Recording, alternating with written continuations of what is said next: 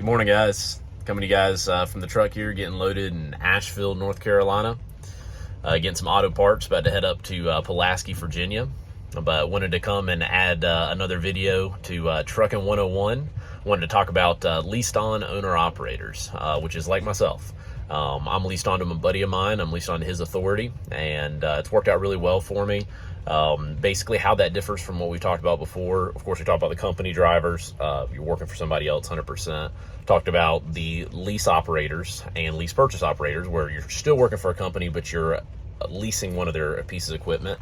And then you have what I am. I own my own trucks, and I did own a few trailers, but the guy that I'm leased on to, he actually had some really nice trailers for me, so I've actually rented his trailers. And kind of want to talk a little bit about that. That's a really good path for guys that are wanting to get started out here but don't want to go 100% and get their own authority. Yes, you give a percentage. And right now I'm at 10%.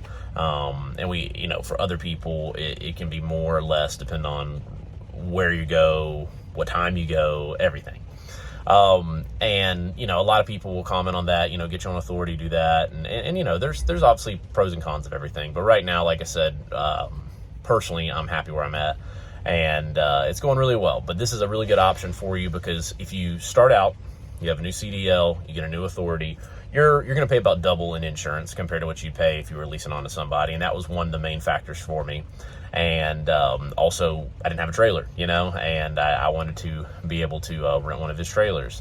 And another thing is, too, that a lot of people, they tell you, but don't really tell you 100%, is that not a lot of brokers will work with you for your first 30, 60, 90 days. And that makes a big difference out here. You could get somewhere and it's like you find a perfect load and it's just, they're just not going to work with you, Obviously, companies like Uber Freight, Amazon, C.H. Robinson, stuff like that, they will work with you pretty much right out the gate. Not all the time, but a lot of people still like to see 30 days. And so that is a factor. And another thing was, for me, is that I didn't want to just solely drive myself. I wanted to grow the company, and I really, with a new authority, I couldn't have drivers right away, whereas when I leased on to him, I was able to have drivers. And that was a big thing for me, because I didn't want to be in the truck all the time, which now I am. I actually like trucking. I actually like driving a lot. But yeah, just want to kind of talk about that a little bit, and that's a good option for you guys. Obviously, if he is looking for more owner operators, I'll put that out here on my channel, so you guys can reach out to me and we can kind of go from there. But I'll have to talk with him and see if he's still looking for that. But yeah, it's a really good option. There are companies, there's a lot of small carriers that are doing that. Of course, big ones like Landstar are a really big owner operator company. I've heard good things about them. Their percentage is very high, but they got a lot of dedicated freight. So it's pros and cons of everything. One of my biggest tips to give you guys out here is, especially in the beginning, you got to know your numbers 100%. You have to know your numbers.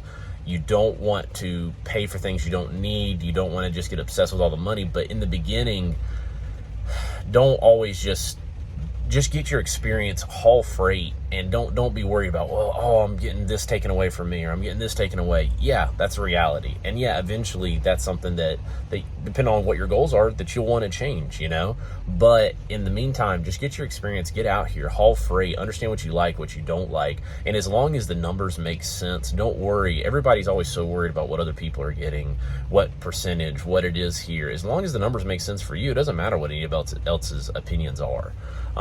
So like I said, there'll be a couple videos of this where I kind of go in a little bit more detail, but that's that next progression. You got the company driver, you got the lease driver that is just strictly leasing a truck. You've got the lease purchase, which is leasing, same thing as the lease guy, but he's actually going to be purchasing the truck.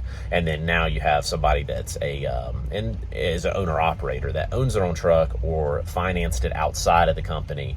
And that's kind of what we're talking about here. So I have a couple videos about this, and it's a really good option for you. It really helped you get your feet wet. And another thing is that it was really helpful for me joining a team that, I didn't have a whole lot of experience booking freight, calling brokers, all that. And this really helped me, this stepping stool of, hey, I got my truck, but I don't want to do it all on my own yet. So a lot of people don't do this. They just go out and get their own authority right away, and more power to you. And, and sometimes it works out really good. You're not paying any of that percentage. And yeah, it's a little bit harder than the beginning, but hey, they get through it and keep on going. But to each their own. And just wanted to reach out to you guys and give you an introduction to a owner operator that's leased on. Hope you guys are doing well. I'll check back in with you soon. See ya.